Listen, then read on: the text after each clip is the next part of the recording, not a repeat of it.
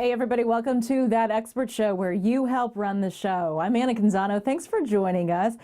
We are doing a topic today that is near and dear to my heart, a little bit ironic because I am sleep deprived today. Can't even get my words out. Had the 2-year-old and the 4-year-old in bed with me last night, their toes in my face, super uncomfortable. They were great sleepers for a while until they weren't. And so our topic today is all about kids and sleep. So not just like infants and newborns, but toddlers and on up, because this is an issue that a lot of parents deal with, a lot of parents struggle with. And there was a study that just came out recently that said that parents actually go into sleep deprivation for as many as 6 years after their kids are initially born. Think about that. 6 years, yay. That's a lot of lost nights of sleep. So we've got a great expert lined up for today. I invite you to share this post, retweet it if you want, for the folks that follow you or who you're friends with on social media, if you think that this would help them out. Our expert today is the owner of the Baby Sleep site. She is the baby sleep consultant, the lead consultant, who also authored the book Baby Steps to Better Sleep. And she really focuses her business now on personalized sleep plans for parents who are struggling, because let's face it, every kid is different and it's really not a one-size-fits-all kind of issue. She is a wife and the mother of 2 sons who are now 11 and 13. Joining us live from Columbus, Ohio today is Nicole Johnson. Nicole, thanks so much for being with us. Oh, thank you so much for having me, Anna. I'm happy to be here. It was ironic that we found you and booked you because I went back and looked in my emails and realized that I signed up for your newsletter about 4.5 years ago. So I have all these emails from you that I probably signed up in desperation at 2 in the morning while holding my newborn who had reflux because I couldn't sleep and was just desperately searching for answers on how to do this. I can imagine. You're not alone. We get a lot of those emails, actually. Well, I'm glad you've been reading us for so long. We've been around for 10 years now. And apparently I need a brush up if both of my kids are in bed with us overnight. But I wanted to start with that topic of reflux because before I had kids, I had never heard of it. It was never covered in any of those classes that you take while you're pregnant and getting ready for a baby. And yet here I was with a 6-week-old who was arching in pain, spitting everything up, and not sleeping for more than like 45 minutes at a time during naps. It was insane. I felt crazy and I felt terrible for our little girl. Do you want to talk about reflux? Like, what is it and what should parents be watching for that makes their baby different from like a normal newborn who is struggling just to sleep through the night? Right. Some babies do have digestive challenges when they're first born because the esophagus, they need to mature in that area. They have to grow. And sometimes their milk comes back up and it burns with the stomach acid. And so sometimes that can cause sleep problems for sure. Now, there are some babies who spit up a lot and it's not a problem. That's not always a problem in terms of needing medication and that kind of thing. Pediatricians are the best ones to say whether your baby needs medication or not. I've worked with a lot of families and a good portion do have babies who have reflux. Some of them are mild enough they don't need medication. Some do take medication. And then there are some babies who have something called silent reflux where they don't necessarily spit up, but they're uncomfortable. In either case, we do find that some babies have trouble staying asleep at night because of that, because they are just obviously uncomfortable, especially because the safest place for your baby to sleep is on his or her back, but that can also exacerbate the reflux or the spitting up kind of thing. So sometimes we have their bed at an incline, so that way they're not completely on their back, and that seems to be more comfortable for them as well. So a lot of times we have to have pediatricians kind of get this reflux under control before we kind of help their sleep fully. But for the most part, we work with a lot of families who have it under control and they can still improve their sleep. So all is not lost. Yeah, I mean, for us, I know that it took medication. That's how serious it was for us. And when the second baby came around and started displaying the same symptoms, I wasted no time. I was like, yep, that's reflux. We're going to go get meds right now because we're not going to put ourselves and you, baby, through this kind of torture for even another night. So thanks for talking with us about that. I've got moms on Facebook who have older kids, toddler-aged kids, who are all dealing with the same thing. For example, Audrey on Facebook wants to know, how do you get kids back to bed when they sneak in during the night? Molly says that she seconds that question. Her 3-year-old goes down to sleep with little issues. Some nights are harder, but for the most part, she's easy to put down. But she wakes up around midnight or 1 and wants me to sleep with her in her bed or wants to sleep with us. And she says by now she's accustomed to not sleeping.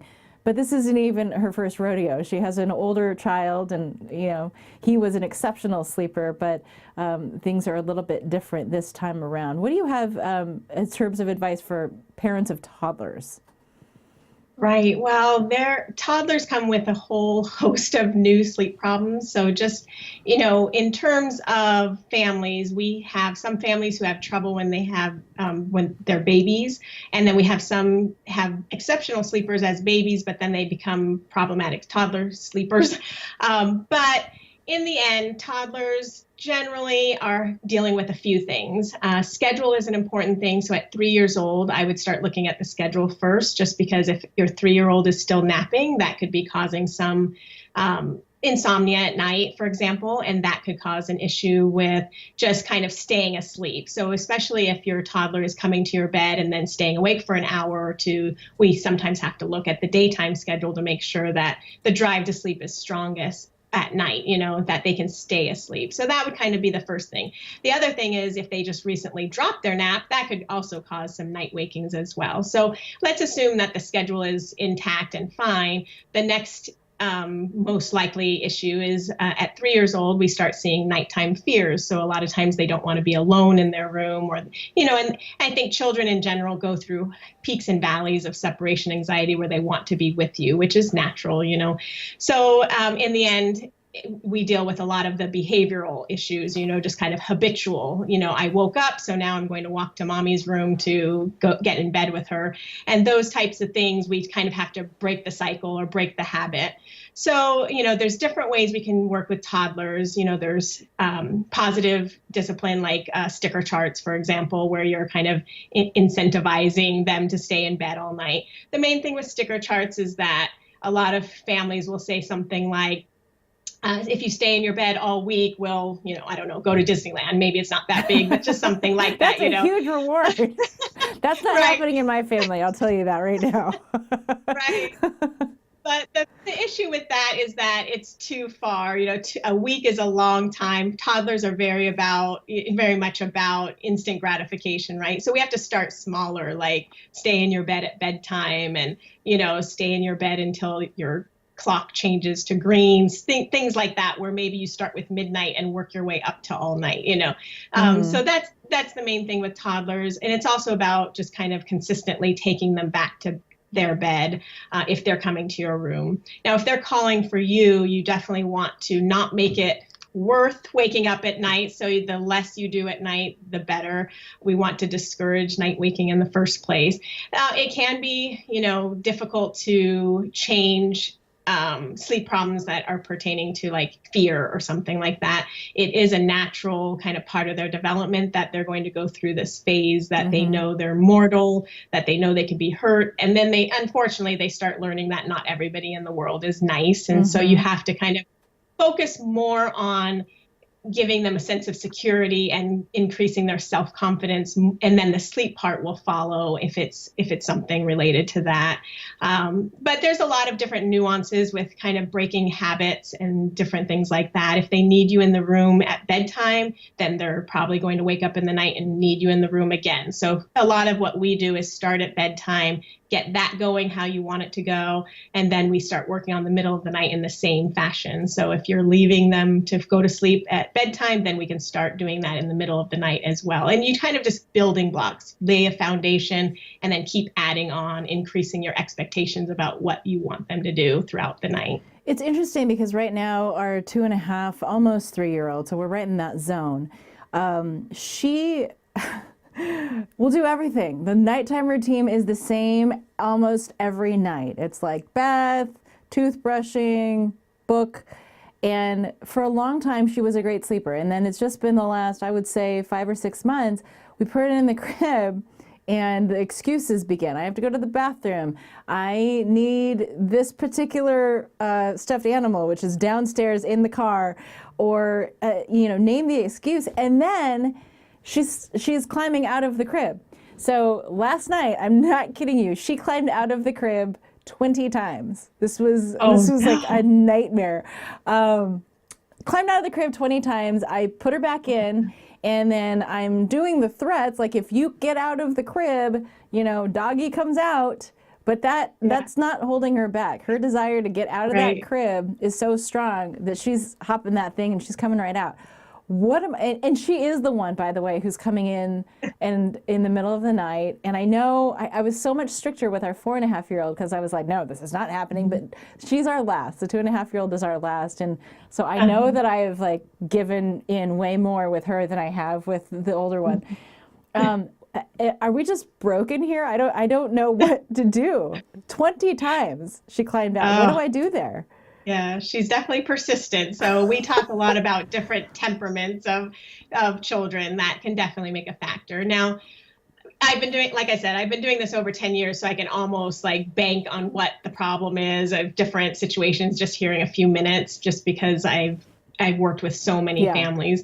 So at 2.5 to 3 years old, the first thing I'd look at again is schedule, because what happens is when a toddler is stalling at bedtime, some toddler stalling is definitely normal development, but if it's excessive and she's getting out of the crib 20 times, she has too much energy, that tells me she's probably not tired at bedtime. Mm-hmm. Now, the tricky thing at 2.5 to 3, they generally still need a nap. So let's say, for example, most of the time that nap is from 1 to 3. Yes. At that age, we generally start to see 5.5 to 6 hours of awake time after. So we're talking 8:30 or 9 bedtime. So if you were to write it down, let's say, do you put her to bed around 7:30 or 8? Yes. I'm assuming. Mm-hmm. Right. Yeah. So if you were to write down what time she actually falls asleep, it's probably going to be around 8:45 or 9 or something like that. She probably stalls for about an hour. And what she's really trying to communicate is that she's not tired. But who would believe a 2.5-year-old anyway, even if she could really express what the problem was, right? So I would. Because she'll be wiping her eyes. She'll be rubbing her eyes at 10 o'clock at night going, I'm not tired. I'm not tired. So, but I'll believe you if you're telling me that that's what she's actually trying to say. Yes, exactly. So a lot of times at this age, we have to do what I call nap management, where we're kind of either shortening the nap, or some families are okay with late bedtimes. For example, we work with families all over the world. In some parts of Europe, late bedtimes, that's normal. They think it's crazy going to bed at 7, which I miss my 7 p.m. bedtime for my kids. But but for some people, it's fine as long as you know that she's not really tired, let's say, and she'll go to sleep around 8:45 or 9. Then you can just move bedtime later. She'll probably be better behaved having her full nap, and it's just a phase. It's just temporary because eventually she'll drop that nap. Okay, what's the other option? Because I do like to have some time with my husband before we collapse into a heap onto our bed with no energy left. Versus a 9 o'clock bedtime. Is there a way to actually maintain a 7:30 or 8 o'clock bedtime with a 2.5-year-old or not? Yes, there is. So that's what I was going to say. A lot of families prefer an earlier bedtime just for the same reason you said. They want time with their spouse or just to relax, that kind of thing. So there's different options. So it kind of depends on, usually when we create personalized sleep plans, we make over 50 decisions on our sleep plans of what we recommend doing moving forward. And it usually has a step-by-step approach. Step 1, do this, step 2. So in a case like this, I would probably first look at what time she's waking up. Are you willing to go a little bit earlier? So the nap can be a little bit earlier. I try to if I can keep the schedule intact, but move it earlier where the nap is a full nap, but earlier in the day, that's usually the best because she'll be the best behaved because she's 2, right? So we know how terrible 2s are, and teenagers, they can be really challenging. So if we can keep the full nap, we try. If we can't, then we start trimming back the nap a little bit. Most 2-year-old or most 2.5 to 3-year-olds can trim it back. If she's napping 2 hours, we might trim it to 90 minutes and then give it a few days, see how it goes. Trim it back to 60 minutes, give it a few days, kind of just depending. Sometimes we have to make decisions. Yeah, sometimes. You know what I'm thinking? I was thinking, I got to give up something. So it's either I'm giving up time with my husband at night or I'm giving up that alone time during the day while she's napping. So something's got to give. Okay, I hear you. I hear you. Now, sometimes we can move to something more like rest time or, where it's independent play. Or my younger son, he was very good at playing on his own. So when his bedtime got too late, I let him play we had a dimmer on his light.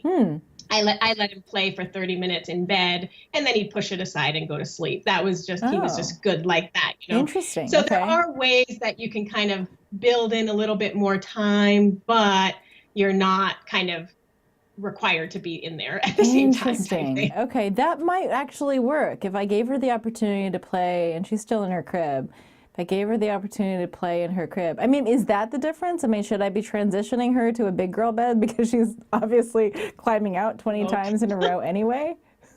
Well, it's a little tricky. If she's that good at climbing out, then I will say you can transition to a big girl bed, but it probably won't help. And it's just going to make it easier for her to come out of the room. Yeah. So generally we have to address the issue, like the source of the issue, which is in this case, probably schedule and setting limits. There's different things we can do. Usually we try to keep them in the crib as long as possible. Yeah.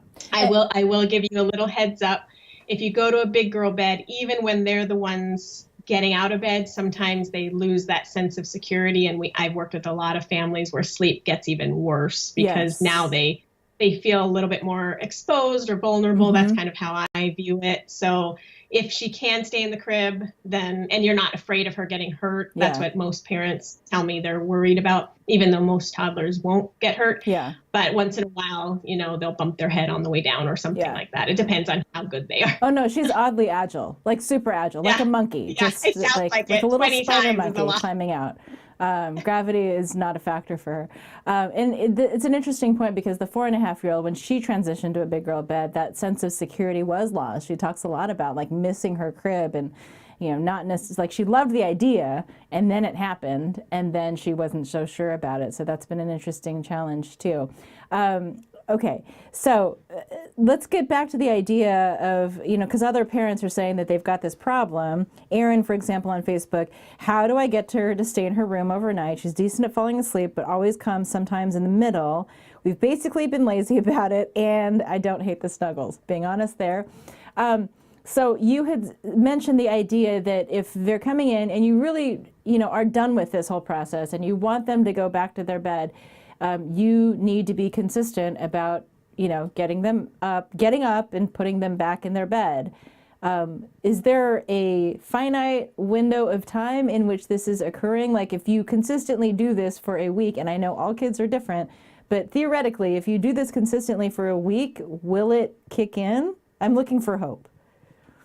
Well, it depends on her motivation for coming out. So again, if it's something like fear, then it probably won't necessarily end anytime soon. I'll be honest about that. It kind of depends on how you're focusing on it. So yes, you definitely want to consistently take them back to their room. But at the same time, we also need to make it so they feel confident to go back to sleep without you in the room. So there's kind of stages that you need to think about in terms of if they're coming into your room, the first step is always taking them back. As long as it's an option to sleep in your bed, they're going to try to exercise that option. Even if you do it once a week, it's hard for them to understand that they can't do it every day. What's different about Monday or Friday? Only on weekends for someone who can't tell time yet. Yeah. Yes, exactly for them. And, and some personalities, you give an inch and they take a mile, or you do something once and it becomes the new expectation. So there's a lot of different things with personality. So the first step is taking them back every time, but that might not be the only step you have to take, because now you have to get to the point where you could take them back to bed and then leave the room. And that's in the middle of the night. That's not such an easy thing sometimes. So you want to especially if you've got them. other kids, with rooms nearby, and the screaming and the crying and the wailing is going to wake them up. Yes, exactly. And that's something that a lot of people worry about too, is waking their siblings and that kind of thing. So we always say, temporarily, if multiple children wake up, obviously it's not ideal, but at the same time, if long-term everybody's sleeping, you're going to be better off. So we definitely try to kind of expect things to get a little worse before it gets better, but it'll be worth the work in the end. Okay. So, sometimes it's a staged approach where some personalities will only need step 1 and other personalities will need steps 3 and 4 and 5, but the idea is that you want to get to the point where they obviously are so discouraged basically that they'll just stay in bed all night, because you've made it not worth waking up in the first place. Some people will put like a gate at the door and different things like that, but usually we can address the underlying issue of why they're coming out and then kind of change that, whether it's self-confidence or fear, that kind of thing. We address that, and then the sleep part follows usually, or habitual. That's another, just changing the habit. Right. Yeah, the fact that we've been doing it for 3 months. Aaron, the additional question Aaron had was, is this even worth addressing if we're approaching a huge transition, we're moving soon, and it feels stupid to spend the energy on that now? That's a good question. I mean, every situation's a little different. It depends on when they're moving. Like if they are not moving for 3 months, then I think it's probably worth it to try to change, habits now. The thing is, when you go through a big transition like that, if it's 3 months from now, you have time to kind of get settled in the new routine. If you're moving next week, it's probably not a good idea, because moving in general is a big transition for everyone. Now, some people will say, when we move, I'm just going to make the change then. But that's actually very challenging, because now they're already feeling kind of displaced and, and kind of probably a little uneasy. And now you're making this huge change that they have to stay in their room or stay in their bed all night. Right. It's probably not going to go as smoothly as you hope, even though it makes sense to us that you're going to start clean. At the same time, they're going through a lot and they might not feel as secure. So now you're kind of fighting uphill battle, so I would probably be in the new home for at least, a few weeks and settled, and then you start making more changes. I mean, if they stay in their bed, great, but chances are they're going to revert to what they're comfortable with. Yes. Here's a question from Jody. She says that her son, Kate's 2.5, uses his pacifier only during naps and at night. How do I get rid of the passy without completely disrupting his sleep? About half the time, she says, he sleeps all night, and the other times he'll wake up having lost his passy and ask for it and goes right back to sleep when it's replaced. We tend to take the easy way out and just replace it at night. How to get rid of the magic passy? Right. Well, I'm going to blow your mind right now and recommend not getting rid of the passy right now, which is crazy, I know. But unless your pediatric dentist has said you have to get rid of the passy, we have found that if you take away the passy while they're still napping, that sometimes they drop the nap abruptly or prematurely, I should say. And unfortunately, that can cause even more sleep problems at night and just kind of sleep deprivation for everyone. So that's the first thing, is that I don't always recommend taking it away at this age unless they're done napping or you're ready for them to stop napping. So that's the first thing. Okay.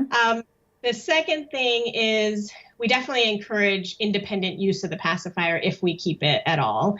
So I would definitely either add a few more to the bed or make it easier for him to find another one in the middle of the night, kind of make him be a little bit more independent with it. And then if we do want to get rid of it, which eventually sometimes we do, and dentists do sometimes want to get rid of it, then we typically start with one sleep period at a time. Usually bedtime, the drive to sleep is the strongest. So we might take it away at bedtime. Keep in mind that the pacifier also becomes like a lovey. So we would never take away a favorite teddy bear usually at this age. So that could be a really hard thing for some toddlers, is to take away their favorite toy, basically, which is their pacifier. So first, what we do is we take it away at bedtime, have them learn to fall asleep at bedtime without it, but then they can have it the rest of the night. We're kind of just building the foundation of learning how to sleep without it. Mm-hmm. It might only be for an hour the first night, or 3 hours or something like that. But eventually you work your way up to all night and not giving it back. And the drive to sleep at night is strongest. That usually the nighttime sleep falls into place within, I would say, 2 weeks or so, something like that. Nap time is definitely more challenging. Like I said, some will just not nap at all. They just won't be able to settle down enough to go to sleep, because now they've had the pacifier for 3 years or 2.5 years. But again, we start at the beginning of the nap, just have them try to go to sleep. Some people do things like pacifier fairy. They snip the end of the pacifier, so it's like not as appealing. They might snip a little bit every day, and then eventually your toddler might say, "This is broken," and you say, "Oh, okay." So there are different ways to kind of get rid of it. The pacifier fairy. So eventually the toddler is just like sucking on a nub of plastic. Oh man. It doesn't work anymore. Oh, yeah, I can see that happening. Okay, good advice there. We also have some questions from parents of older kids. I know your website is called the Baby Sleep Site, but I asked you in advance. You said you'd be willing to address some older kid questions as well. Patty on Instagram and Chris on Twitter had similar type questions. Patty says she would love advice for parents with teenagers that are plugged in and fight the good fight nightly to advocate for basic self-maintenance like brushing teeth, showering, reading, unplugging, and relaxing. Is there any advice other than having consistent expectations? And Chris wants to know how you wean kids off of electronics and build better sleep habits. So kind of the same question, but in different ways. Yes, definitely. So the main thing is a bedtime routine stays important, I would say, all throughout childhood, and even adults can benefit from bedtime routines if you're having trouble sleeping, because you want to cue your brain that you're ready to sleep. So similar things, electronics go off at a certain time every day. For us, it's 8 o'clock. I have an 11 and 13-year-old. 8 o'clock, sometimes 8:30, and they eat a snack, and then they have to take a shower, brush their teeth, put lotion on, and all that good stuff. They're not allowed to get back on their electronics after that. So that's the first thing, is just kind of setting a limit of some kind. They shouldn't be able to just be on their phones or texting, that kind of thing. I know we don't do this, but there are some families, the charging station is in the parents' bedroom so that they can, not sneak it at night, that kind of thing. Mm-hmm. So that will help them from, staying on their phone too long and not going to sleep. Mm-hmm. So I would say setting limits is the main thing, and setting rules up and having a bedtime routine. They should be doing the same thing every night. It is, as they get older, it's frustrating sometimes that why do I have to remind you to put lotion on or deodorant on? You should know how to do this. We've done thousands of bedtimes before. But speaking as the mom of an 11-year-old and a 13-year-old, exactly, right? Exactly. But parenting never ends, is what I've kind of figured. And sometimes they forget, and teen brains definitely grow very rapidly, that they are kind of airheady sometimes. So, it doesn't stop. And so I have to remind them sometimes, but for the most part, they're pretty good at that. So I'd say that's kind of the main thing. We have something that controls the Wi-Fi, so it turns off. I don't have to remember to turn it off at 8:30. If I'm busy working, it just goes off. They hate it. I think that's my job. Yeah. If they hate it, it means it's working. So, so that's another thing you can consider. There's plenty of apps that control it.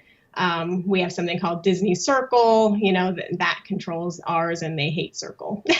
Interesting. Okay, so it just automatically shuts off the Wi-Fi and their access to the internet at a certain time. Correct. Okay. And you can set like times, and the flip side is true too, where they can wake up early because they can't wait to text their friends. Mm-hmm. And so it doesn't go back on until a certain time as well. Interesting. Because I guess, in the end, it's important to remember that the electronics should be seen as a privilege, not a right. That's right. Exactly.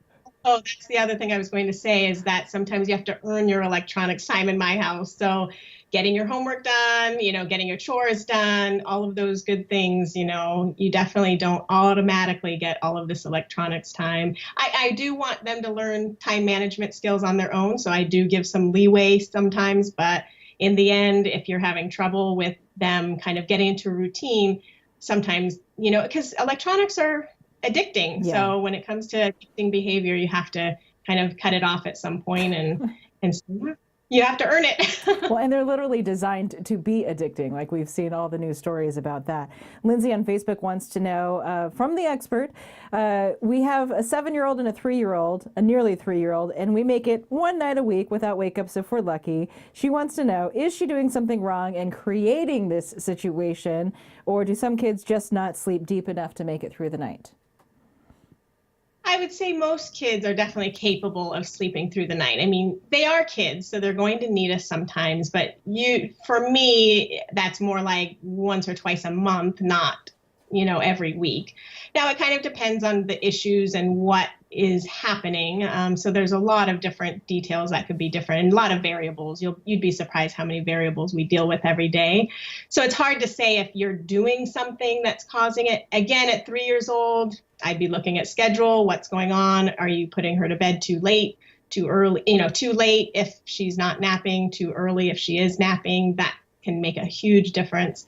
And so I would kind of look at your behavior too. Are you encouraging in some way? My boys, I have to wake them up for school every day, but on the weekend they're up early because it's exciting. So are we giving too much attention in the middle of the night that's making kind of reinforcing the behavior of waking up at night? Does she want to cuddle and kisses? And it's really hard to say no to cuddles and kisses. But in the end, if it's preventing sleep and you're kind of encouraging the behavior, okay, I'm going to give you cuddles and kisses. And if you're laying in bed with them, and that's all reinforcing behavior that you want to change. But if you keep doing the same thing, we can't expect them to change either. That's such a good point. Yeah. I'm not going to do anything differently, but you need to wholeheartedly change your behavior. Right. Exactly. Jamie on Facebook says, and I don't know how they're surviving, my wife and I have a 17, a 12, a 9-year-old, and twin 4-year-old girls. No, twin 4-year-olds. He says, I think at this point, sleep is a myth. Specifically, he wants to know, is it better to co-sleep the twins or have them sleep separately? Oh, you mean the twins together in one room? Okay. Well, we work with quite a few twins, and I would say most of the time they like being together. But it also depends, how they get along. Do they talk too much and chat too much or play too much, that kind of thing. A lot of times we temporarily separate them when we're trying to fix, a specific sleep problem, and then we'll bring them back together and then reevaluate. Every few days you should reevaluate it, whether, what's going on, so typically what we'll do is we'll temporarily separate them, and then we'll fix whatever sleep problems we're having. And then we'll evaluate, okay, pick a day, let's bring them back together, and then we'll troubleshoot what's happening, and we can help with that, basically. Fascinating. Okay. Any last thoughts, like the number one thought, parting wisdom that you want to leave us with today, Nicole? Well, I would say, all children and all babies are different for sure. So, there's not always one way to do things. And also, there's a lot of different ways to tackle the same problem. But in the end, the plan that you feel confident in and you feel good about is the one that you're going to implement and be successful with.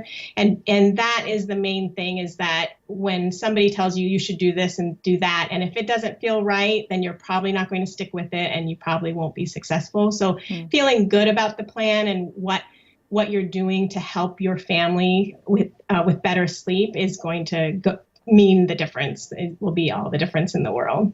I will try to remember those sage words of wisdom when I'm putting my 2.5-year-old back into her crib for the 20th time. Yes, definitely. Well, if you need any help, definitely let me know, Anna. I know who to call. You take overnight calls, right? No, just kidding. No. All right. Hey, thank you so much for your time today.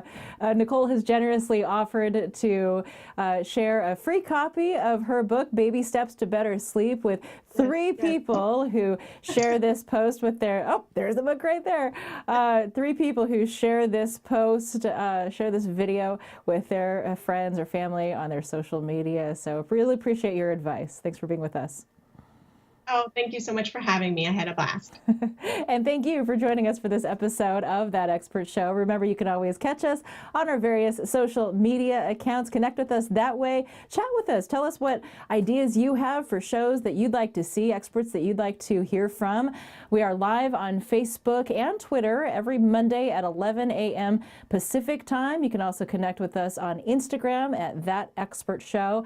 And listen, I know it's not always easy to watch a show live at a specific time, so we'll always put this show back out to you on our YouTube channel, That Expert Show, and you can listen to us on various podcast formats like Apple iTunes, Google Play, TuneIn, Stitcher, wherever it is that you pick up your podcasts. You can consume our content that way as well, and check out thatexpertshow.com. We create tip sheets for you based on each episode that kind of summarize the key points. Really easy to share that information then with your friends and family. I don't know about you, but I like to print things out and actually have them in my hand and look at them to digest them. So that's it for this episode of That Expert Show. Again, thanks for being with us. Give us a like or a review. We'd love to hear from you, and we'll see you on the next episode of That Expert Show, where you help run the show.